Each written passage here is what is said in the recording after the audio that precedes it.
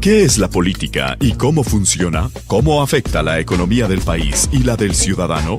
¿Está Guatemala preparada para enfrentar los retos del futuro? Aquí inicia Análisis Ciudadano, un espacio donde se discuten los diferentes temas de la coyuntura nacional, desde una perspectiva seria, constructiva y profesional, con el objetivo que usted conozca, comprenda, analice y construya su propio criterio a través de Análisis Ciudadano. Hola queridos amigos, estamos nuevamente aquí para llevarles otro programa de Análisis Ciudadano. Les recordamos que en este mes de febrero estamos hablando acerca de la justicia. Yo soy Paul Parada. Y yo soy Mercedes Bautista. Les recordamos, somos del colectivo Somos. Hoy vamos a platicar, como decía Paul, en seguimiento a este tema del sistema de justicia. Hemos visto mucho movimiento en estos últimos días y para platicar un poco sobre esta coyuntura y sobre esta realidad que estamos viviendo nos acompaña Osvaldo Samayoa. Bienvenido, Osvaldo. Gracias, mucho gusto saludarlos. Y también nos acompaña José Manuel Martínez. Bienvenido, José Manuel. Muchas gracias. Bueno, quisiéramos primero saber un poquito más de ti, Osvaldo. ¿A qué te dedicas? Bueno, cuánto gusto, gracias por la invitación, un gusto a todos los radioescuchas. Soy profesor en la Universidad de San Carlos, en la Facultad de Derecho. Trabajo en una organización que se dedica a la incidencia legislativa, que se llama Centro de Estudios de Guatemala. Y bueno, me he dedicado todos estos años desde que tuve la oportunidad de salir de la universidad a trabajar en la promoción y facilitación de construcción legislativa desde sociedad civil en temas de seguridad, justicia y derechos humanos. Por ahí mi maestría, mis estudios de posgrado fueron en derecho parlamentario y también en derecho procesal. Eso es, digamos, lo que he ido fortaleciendo, para decirlo así muy rápido, digamos. Muchas gracias, Osvaldo. Seguro toda tu experiencia va a aportar al tema que podamos platicar hoy. Y tú, José Manuel, cuéntanos un poco de tu experiencia, de tu historia. Primero, un gusto saludarlos y pues contarles de que yo estudio en la Universidad Rafael Landívar en el campus central y pertenezco a un colectivo que nació en todo este tsunami que empezó en el 2015, que se llama Landivarianos. Ahí estamos desde el 2015 pues tratando de cambiar la realidad del estudiante y la indiferencia del estudiante dentro de la universidad. Bueno, muy interesante. Antes de continuar, les recordamos que nos pueden seguir en las redes de Análisis Ciudadano. En Facebook nos van a encontrar como Análisis Ciudadano y en Twitter como @AnálisisGT. Y también nos pueden seguir en las redes de Somos, que nos encuentran como Somos GT. En las dos redes. Y bueno, hoy sí vamos a entrar un poco de lleno a este tema que traemos para el día de hoy. Como les decía Paul al inicio, hablar del sistema de justicia es hablar de un sistema complejo, de uno de los tres poderes del Estado que en algún momento se pierde de vista. A veces pensamos o creemos que el poder es únicamente la figura del presidente, cuando hay tres poderes y hay toda una estructura que conocer y analizar sobre cada uno de estos sistemas. En el sistema de justicia veíamos cómo se ha empezado a hablar ya desde hace varios meses atrás sobre el tema de reformas constitucionales y pluralismo jurídico. Para ponernos en contexto, Osvaldo, tal vez vamos a iniciar preguntando y luego cada uno de ustedes da su opinión al respecto. ¿Cómo surge o por qué surge la necesidad de hacer reformas a la Constitución en el sector justicia? Bueno, mira, hay varios antecedentes en esta materia, digamos, pero para tomar un punto histórico como referente, creo que es importante hablar de los acuerdos de paz. Los acuerdos de paz, dentro de todo lo que establecen la necesidad de reconocer al sistema de justicia, al sistema de derecho, como un ente de resolución de conflictos. Normalmente escuchamos hablar a muchos abogados o a mucha gente decir que lo que necesitamos es justicia y que la justicia se obtiene en base a la aplicación de la ley. Pero realmente lo que los acuerdos de paz nos dicen es las leyes construidas en el periodo de la guerra o antes de la guerra, incluso en periodos de ubico, son leyes autoritarias. Y entonces no podríamos llamarle justicia a la aplicación de la ley, que es una idea que se nos vende muchas veces. Va a ser lo que tenemos que buscar es paz social mediante resolver conflictos y bien común. Para eso hay que reconocer y dimensionar de que vivimos en un país, en un territorio que está compuesta por varias comunidades, varios pueblos. Ese es un primer evento y los acuerdos de paz dicen reconocer el derecho de los pueblos indígenas nos conlleva a construir bien común y paz, ¿verdad? Eso lo plantea. A partir de eso viene la promoción de las primeras propuestas de reformas constitucionales que se votó no en el año 99. Luego se ha tenido permanentemente en discusión que es necesario hacer esa reforma no se da sino hasta el 2009, en donde aparece una primera propuesta que se concreta en el 2010, que es de un movimiento muy conservador, se llama Projusticia este movimiento. Luego aparece el consorcio Landívar, San Carlos Asíes, presentando otra propuesta de reforma constitucional, y luego aparece un ex magistrado de la Corte de Constitucionalidad presentando la propia, es decir, 3. De estas 3 ninguna avanza. Todo esto en 2010. Esto 2010-2011. Ninguna avanza, y les cuento que no avanzó la de Asíes, URL San Carlos, porque precisamente de 113 audiencias que dio el Congreso, la mayoría de personas que participó decía no contiene pluralismo jurídico, no contiene derecho de los pueblos indígenas, y los acuerdos de paz y la agenda que se ha marcado es el reconocimiento dentro de la Constitución. Parte de ese proceso entonces es que ahora que surge este sistema de propuestas, pues evidentemente revisando todas las audiencias que se dan en el Congreso, se incluye el tema de la reforma al 203 para reconocer el derecho de los pueblos indígenas. Y luego, con todo el sistema oficial, el sistema de justicia oficial, hay que identificar 2 eventos. El sistema de justicia de Guatemala nunca ha sido independiente, siempre ha estado cooptado. La dictadura de Ubico él ponía a los jueces. El periodo de la revolución no fue suficiente como para hacer una reforma seria. En todo el periodo de conflicto armado, en el 82 habían tribunales de fuero especial. Los presidentes nombraban quién iba a ser magistrado y quién no. Entonces nunca ha sido independiente. Del 96 para acá se ha tratado de construir cierta independencia con las comisiones de postulación, pero lo que surge es que se vician, se vuelven componendas para poner ya ahora no el presidente sino el gremio y todo este tipo de otro tipo de incidencias que hay, y entonces nos conlleva a decir, si queremos avanzar a un sistema de justicia que nos resuelva conflictos, que es la idea esencial de bien común, pero además que nos proteja de la historia de abuso de poder que puede venir desde el Estado, es decir, que nos respeten nuestros derechos, necesitamos que sea 100% independiente. Y para eso hay que cambiar el modelo y tenemos que seguir buscándolo. Estas reformas constitucionales responden a esa demanda histórica de ir buscando poco a poco cómo construir esa independencia real para protegernos de los abusos de particulares y del propio Estado. O sea que en otras palabras podemos decir que las reformas no se dan a partir del año pasado, sino que viene un proceso mucho más largo. Hay profesores en la universidad que han dicho, es que no podemos hacer reformas constitucionales a partir de la coyuntura.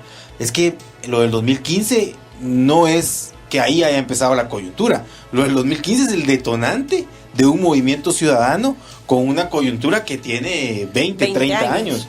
Eso es algo permanente en lo que hemos estado viviendo, ¿verdad? Gracias, Osvaldo.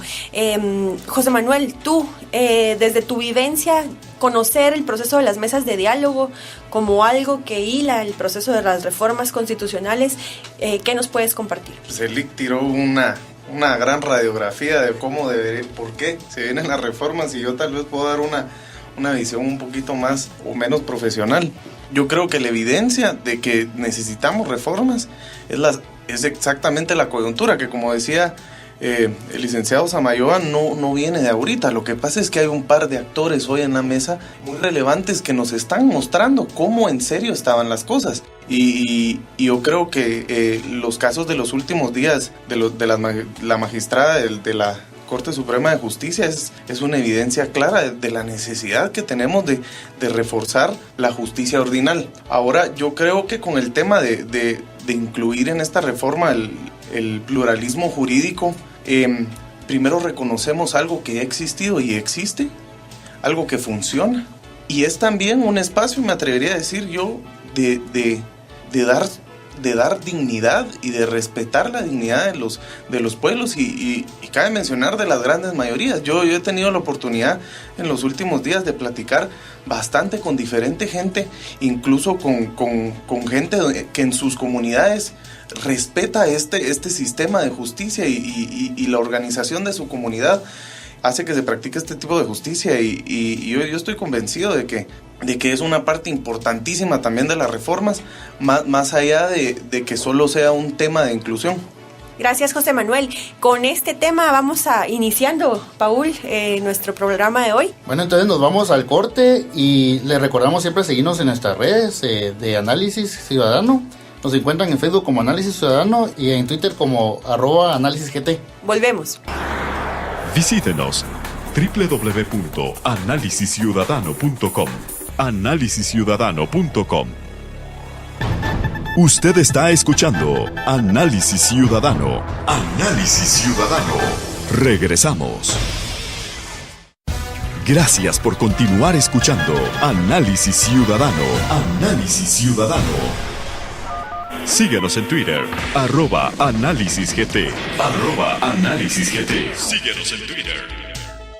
Regresamos a Análisis Ciudadano y fuera del aire estábamos compartiendo un poco el tema sobre la pena de muerte. Hemos visto cómo la semana pasada había un movimiento que retomaba el tema de regresar o retomar en el Congreso la pena de muerte como una aplicación de justicia, una ley vigente, no vigente, autoritaria, no autoritaria, y por lo que nos hacía el comentario Osvaldo sobre cómo eran las leyes antes de la reforma o cómo son incluso antes de las reformas.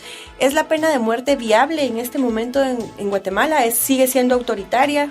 La pena de muerte siempre va a ser una pena autoritaria, digamos. No es viable. Hay eventos técnicos, muy técnicos, para explicar por qué no se puede aplicar la pena de muerte en Guatemala.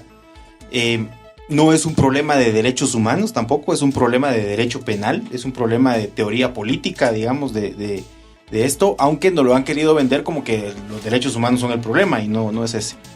¿Por qué les digo que es un problema político? Primero, porque la Constitución dice que la finalidad de la pena es la reinserción de la persona. Es decir, no solamente es encerrar a una persona en la cárcel, sino que ese encierro tenga una utilidad. Y esa utilidad es que la persona adquiera otro tipo de hábitos y conductualmente pueda habituarse de otra forma al vivir otra vez en libertad. Que es contradictorio enseñarle a alguien a vivir en libertad estando privado de libertad, pero esa contradicción hay que ponerla todavía en el plano de discusión. Bajo ese punto de vista, la pena de muerte no te permite hacer eso, ¿verdad? La pena de muerte parte de una idea muy dogmática o muy conservadora de decirte que hay que restablecer el poder del Estado, quitándole la vida a una persona, porque el Estado no puede facilitarle al privado que se vengue. Es decir, la pena de muerte es la manifestación de la necesidad de venganza de la víctima. Y para eso existe el sistema de justicia. El sistema de justicia existe para evitar que el privado cometa un acto de venganza. Me decía un diputado una vez, mire Osvaldo, me dijo, si a usted le mataran a su mamá, ¿acaso usted no quisiera matar a esa persona? Le dije, por supuesto que sí. O sea, yo soy un ser humano y el sentimiento de venganza lo voy a tener. Pero el Estado existe para racionalizar ese evento de venganza, evitarlo, porque en todo caso yo también estaría cometiendo un delito. Y entonces en esa intervención que hace el Estado, tampoco puede en nombre de la víctima o en nombre de la sociedad cometer el acto de venganza, ¿verdad? Sino que lo que hace es buscar las consecuencias, buscar las causas, resolver el conflicto en la medida de lo que puede resolverlo y rehabituar a esa persona a que siga viviendo en libertad.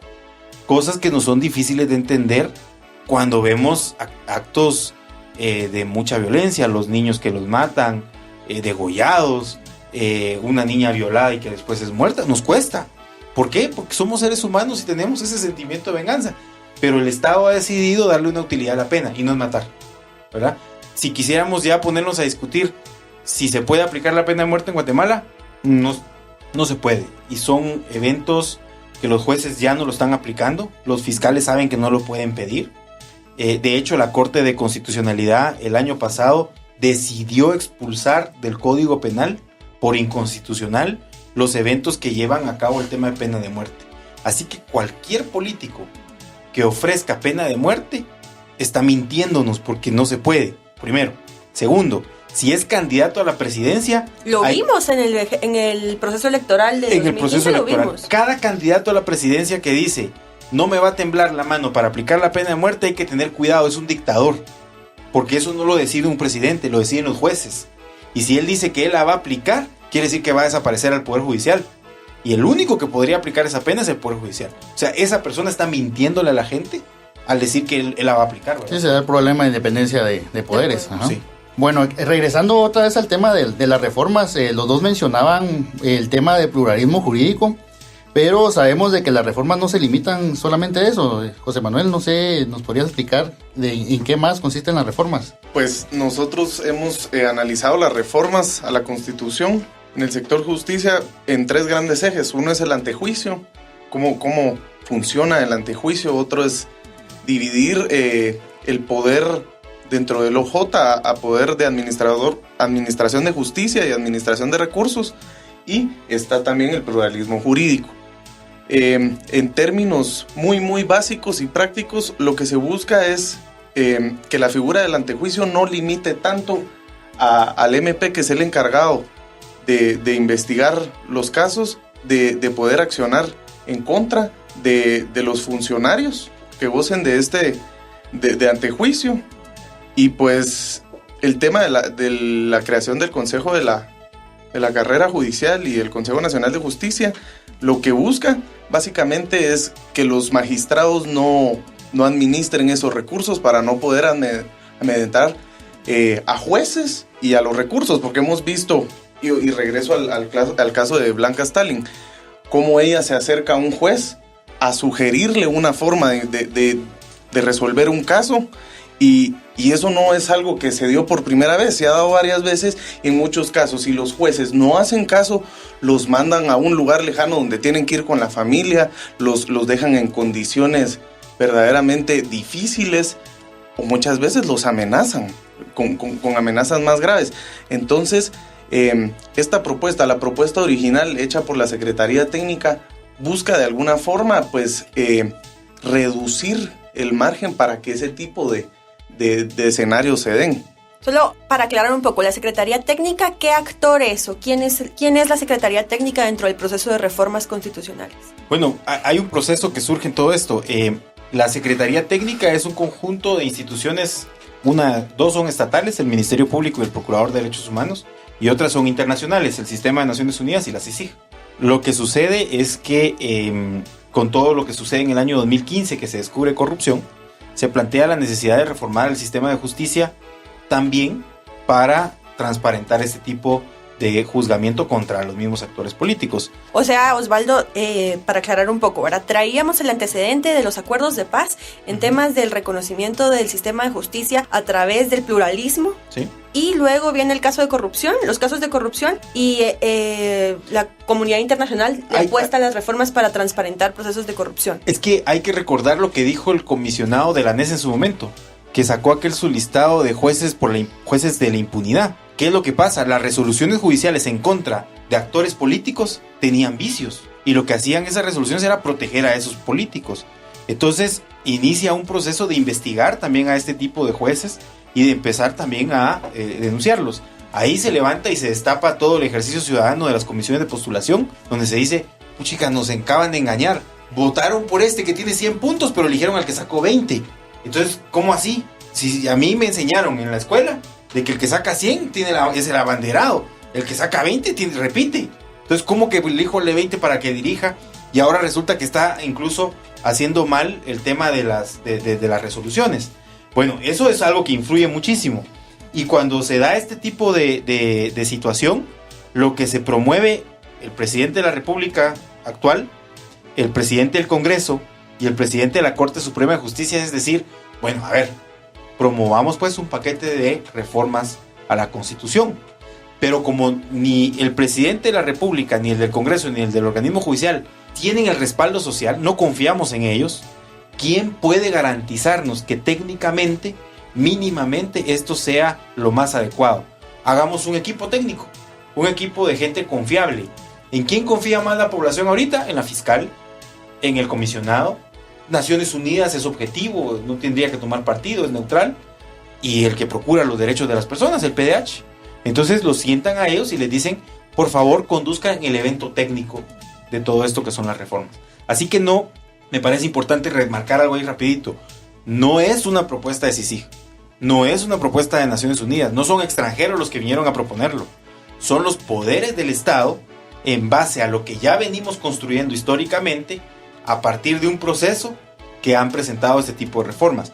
Que lo que pasa es que no confiamos en esos poderes, son, como decimos popularmente, otros 100 pesos, ¿verdad? No confiamos en esos poderes y entonces les hemos pedido a los otros que por favor acompañen esto.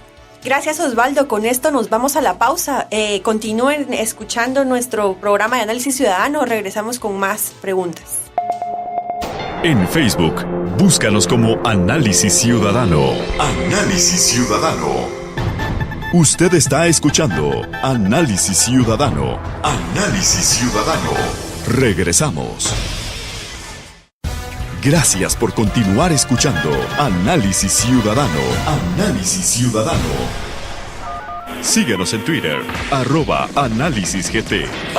@AnálisisGT. Síguenos en Twitter. Bueno, regresamos al programa de Análisis Ciudadano. Estamos platicando con Osvaldo Samayoa y José Manuel Martínez acerca de las reformas de la Constitución. Tenemos como ejes principales de la reforma, tenemos el reconocimiento del pluralismo jurídico, la separación de funciones en el organismo judicial, la carrera judicial, la elección del fiscal general y la elección de la Corte de Constitucionalidad. Con respecto a todos estos temas de las reformas, hemos escuchado durante todas estas semanas bastantes campañas a favor y en contra de las reformas.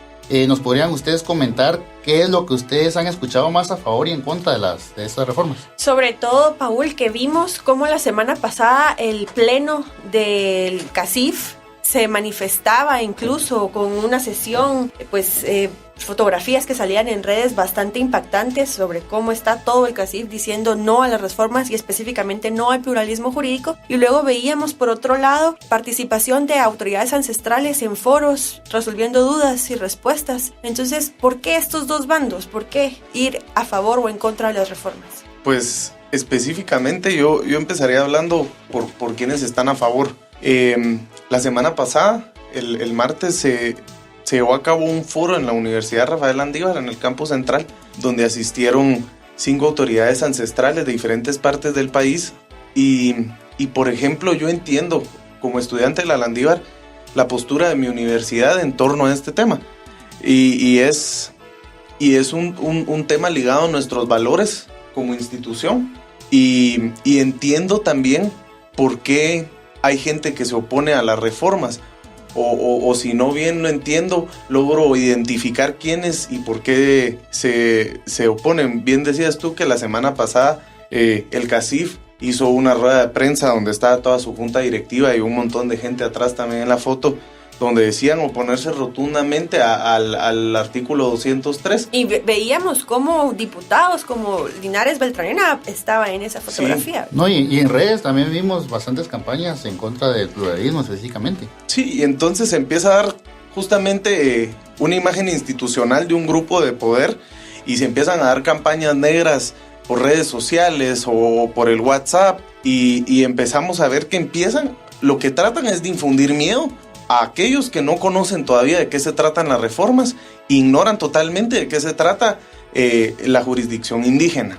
Yo hago un ejercicio con la gente que tengo cerca, en la universidad, por ejemplo, y les pregunto qué saben, porque seguramente lo que les va a llegar es esa campaña de desinformación que está circulando, donde se dice que lo que se quiere es que ahora la justicia se arregle a latigazos, por ejemplo. Cuando yo tuve la oportunidad de platicar con autoridades del interior de la República y me fascinó y me asombró mucho cómo para entender el espíritu de la jurisdicción indígena hay que entender también la organización social que se da en las comunidades, totalmente ajena a estas campañas o a las personas a quien va dirigidas estas campañas, que por lo menos creería yo que son más que todo las personas de las áreas urbanas que no viven en esta dinámica, que la desconocen y por eso le tienen miedo, porque vivimos bajo una forma occidental con una estructura y una jerarquía muy clara, donde los valores están por encima pero no forman parte del espíritu y yo creo que esta gente sabe muy bien que Guatemala es un país dividido y que es un país desigual y apelan a este sentimiento de miedo que pueden generar en la gente que ignora todavía qué son las reformas, que se informa más que todo por medios que le proporcionan la noticia, pero no buscan la noticia, no buscan informarse más allá de lo que llega por medio de la televisión, que incluso ya están los anuncios en canales por el cable y leen noticias más que todo en redes sociales. Entonces también es un ejercicio de desinformación que es efectivo porque nosotros mismos no nos preocupamos por buscar un poquito más de qué se está hablando. Gracias, José Manuel. Osvaldo, ¿nos podrías tú comentar? Bueno, mira, hay muchos aspectos, ¿verdad? Creo que José Manuel decía varios. Uno de ellos es el tema de tratar de mantener el estatus, digamos. Yo una vez le pregunté enfrente a una persona mayor que yo de mi familia, le pregunté a mi hija qué pensaba sobre una decisión que teníamos que tomar que le iba a afectar a ella.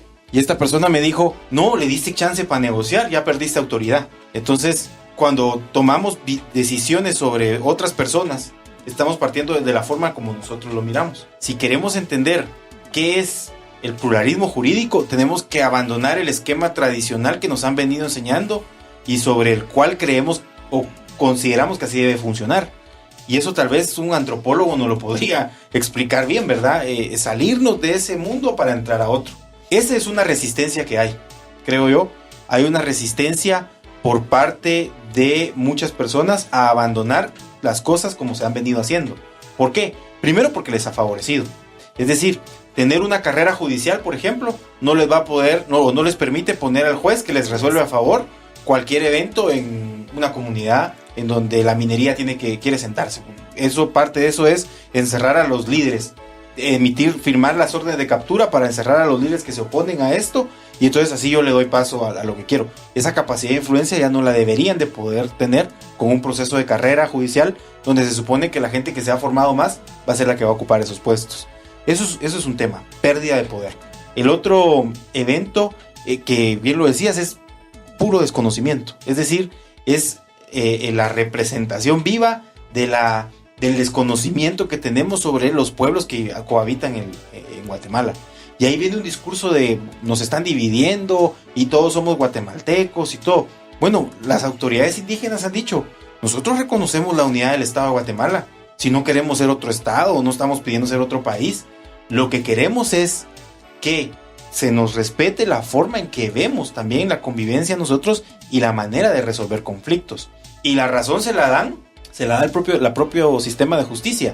El sistema de justicia dice, no tengo capacidad de resolver todos los conflictos que se dan en el país. He firmado 12 convenios con comunidades en pueblos indígenas, con autoridades ancestrales, para que ellos se encarguen de ciertos temas y resolverlo.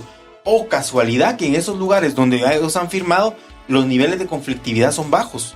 Quiere decir que, primero, hay certeza de la población que vive ahí, de que si me acerco con una autoridad, me va a resolver el conflicto. Y eso va a evitar que surja otro tipo de situaciones como la violencia ya armada. Es decir, llegar a un tipo de venganza o llegar a un tipo de desquitarme del otro porque no lo pude resolver de una forma. Por ahí dice los que están en contra. El que reconozcan la jurisdicción indígena lo que va a hacer es que se incrementen los niveles de conflicto, es lo que nos han estado diciendo. Es cierto, se va a incrementar. ¿Y saben por qué se va a incrementar? Porque la gente va a decir, ¡ala, qué bueno que ahora puedo ir con la autoridad a que me resuelva esto! Todo lo que me he callado todo este tiempo, puedo ir con alguien que me lo resuelva de forma legítima, legal, y al mismo tiempo le dé una solución al problema que tengo. Eso es así en todo el mundo. Cuando el sistema de justicia se vuelve más fuerte, incrementan los niveles de denuncia. Toda esa conflictividad invisible se visibiliza y por eso pareciera que es más, pero no es que sea más, es que ha surgido realmente la que es. No es ir en contra, entonces, no es que haya un incremento de la conflictividad, sino es ir en contra de la cultura de silencio. Correcto. Es empezar a romper esa cultura que nos lleva de años atrás. Yo puedo estar una mujer puede estar viviendo una situación de violencia en su casa. No se anima a denunciarla frente a, o no hay un acceso a una institución del sistema de justicia en la circunscripción, en el municipio donde vive. Bueno, sabe que tú eres autoridad, pero ¿para qué te lo va a contar si no puedes hacer nada? Más que tal vez llorar por ella. Pero si se te da el poder de poder resolver ese conflicto, entonces posiblemente te lo cuente y eso se va a visibilizar. Y esa situación posiblemente se termine. Aquí viene otro punto.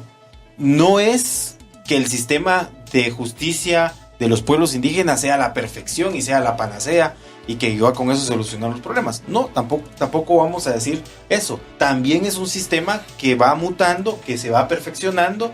Es un sistema que también tiene sus vicios, sus crisis y que por supuesto las autoridades indígenas van buscando la forma de resolverlo. Por ejemplo, hemos históricamente buscado en el sistema actual, en el sistema occidental oficial, abolir la tortura. Desde 1728 se plantea la abolición de la tortura y todavía la gente quiere tortura, ¿verdad? Buscamos la abolición de la pena de muerte y todavía tenemos pena de muerte. Y esa es la gente que dice que tiene la ética de que los latigazos son castigo físico, pero ellos prefieren la eliminación de la persona. Hay muchísimas contradicciones y hay muchísima desinformación al respecto de eso. Gracias, Osvaldo. Regresamos para el último momento de compartir con ustedes. No se pierdan este espacio. En Facebook, búscanos como Análisis Ciudadano. Análisis Ciudadano. Usted está escuchando Análisis Ciudadano. Análisis Ciudadano. Regresamos.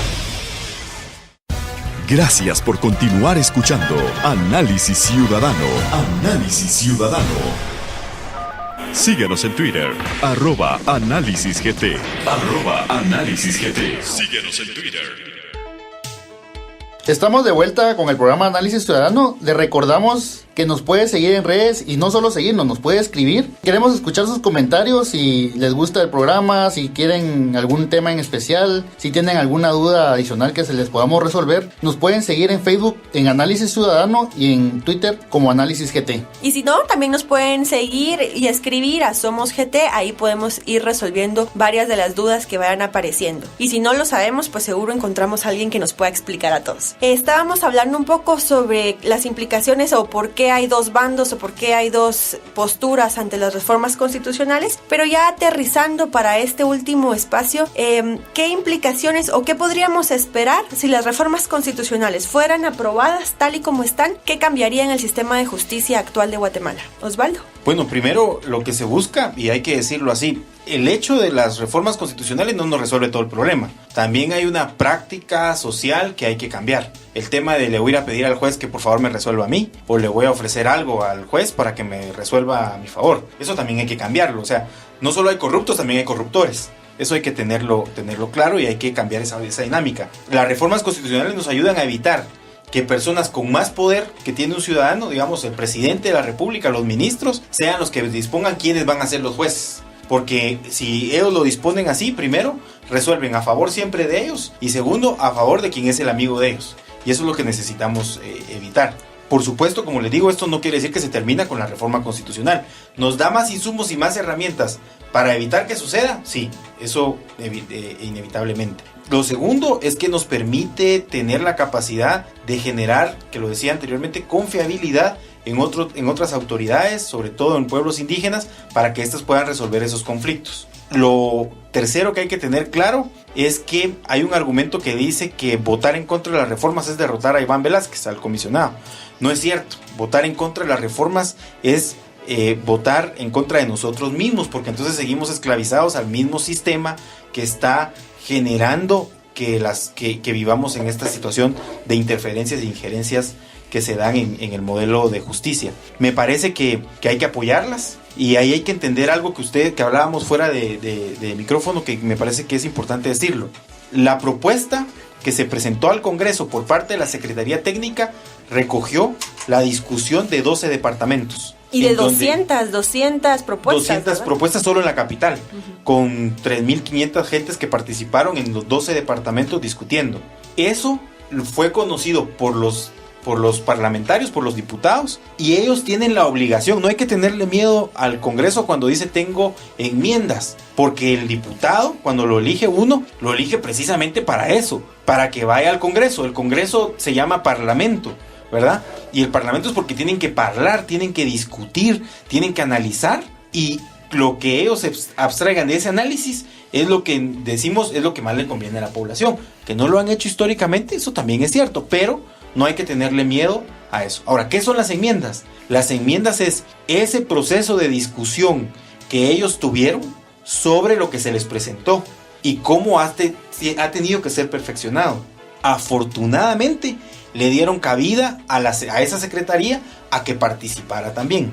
Entonces, si la Secretaría Técnica de una u otra forma dice, pues sí, esto lo mejoró, ¿por qué no apoyarlo? Si ha sido el proceso que se ha venido dando. Eso de las enmiendas es el ejercicio legislativo que lo vamos a ver siempre, en cualquier ley, en cualquier espacio, y a eso se dedican los diputados, a estar hablando sobre eso, ¿verdad? Entonces yo diría que hay que impulsarlas, que no hay que tenerles miedo, y que al final lo que hace es mejorar el sistema para poder vivir con mayor tranquilidad y con mayor paz.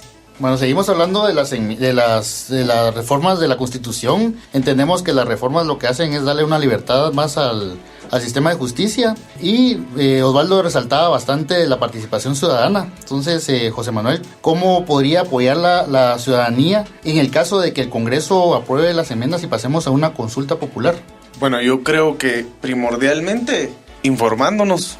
Esa es la forma inicial de apoyar a las reformas, o no, porque también es válido, pero sin estar informado no se vale, pues hay que buscar en internet. Está la página de la Secretaría donde están las básicas. La verdad, con el tema de las enmiendas es un poco más difícil ponerse al día, pero procurar y hacer un esfuerzo personal para tener un compromiso a estar informado en torno a las reformas. Otra que yo llamaría la reflexión es realmente meditar quiénes están en contra y por qué, y meditar a quién le convienen los cambios y a quién no. Ese es un ejercicio que todos tenemos que hacer, porque hay un montón de cosas que hay que cambiar en el país, no solo unas. Y estas apenas un pedacito, pero un pedacito bien importante, porque en el sector justicia es donde empieza el cabildeo tal vez del poder, o donde se resuelve el poder muchas veces, y hay que ponerse a pensar a quién le conviene y a quién no le conviene las reformas. Después de haber hecho el ejercicio, yo creo que sí es importante dar un acompañamiento a las reformas, si se puede, como se hizo anteriormente, la ciudadanía, porque este es un evento tan importante que merece la atención de toda la ciudadanía, y yo me atrevería a decir una reactivación de la ciudadanía en los espacios públicos. Entonces yo invitaría que se acerquen en su comunidad, que se acerquen con sus vecinos, con sus compañeros de escuela, de universidad, y que traten de platicar un rato en torno a las reformas y ver quién cerca del círculo en el que nos movemos está enterado, y platicar y plantearse qué pienso yo de las reformas, hacer ejercicio personal para por una vez ya tengo una decisión, salir a apoyarlas o no, porque de aprobarse vamos a tener elecciones 6 meses después de la aprobación. Entonces las lecciones de no informarnos antes de votar y de no analizar antes de votar nos han dejado secuelas durante toda nuestra historia. Entonces solamente eso. Muchas gracias, José Manuel. Esta semana tenemos, en estos días que vienen, la segunda sesión del Congreso, donde van a seguir conociendo el tema del pluralismo jurídico. Ha sido de mucha ayuda su participación dentro del programa. Y a los radioescuchas quisiera comentarles o recordarles que en nuestra página de Facebook de Somos está colgado un video más o menos de 2 horas, donde las autoridades ancestrales hablan sobre qué es pluralismo jurídico. Si lo pueden ver, búsquenlo, lo vamos a tratar de postear en nuestra página de Análisis Ciudadano para que tengan acceso a información que no siempre llega a nosotros. Paul, no sé si quieres decir o agregar algo. Bueno, agregando un poco a lo del video que comentabas, fue una experiencia bien increíble estar ahí y saber información de primera mano de qué es la justicia indígena y qué no lo es. Es bastante importante poder conocerlo con esta fuente de información y no con la campaña negra que hemos recibido. Y como platicábamos, es importante también que conozcamos las reformas y podamos tener una opinión sin estas campañas que nos han estado dando las últimas semanas. Gracias, Paul. Recordemos, reformas constitucionales no solo es pluralismo jurídico, es también carrera judicial, elección de fiscal general, elección de Corte de Constitucionalidad y los magistrados de la Corte Suprema de Justicia. Entonces, no limitemos nuestra participación o no ceguemos nuestra postura cuando conocemos únicamente una parte de la reforma. Hay varios pilares y esto, como bien decía Osvaldo, es por la construcción de un sistema de justicia en armonía que responda a las necesidades pluriculturales de nuestro país. Esperamos que nos puedan seguir escuchando. Nos escuchamos la próxima semana en el programa número 7 de Análisis Ciudadano. Síganos en redes sociales. Paul, ¿nos las puedes recordar? Les recordamos que las redes sociales de Análisis Ciudadano es en Facebook, Análisis Ciudadano, en Twitter, @AnálisisGT, y las redes de Somos nos pueden encontrar en Facebook y en Twitter como SomosGT. Gracias, Osvaldo. Gracias, José Manuel. Un gusto. Muchas gracias. Ustedes, gracias por la invitación. En Facebook, búscanos como Análisis Ciudadano. Análisis Ciudadano.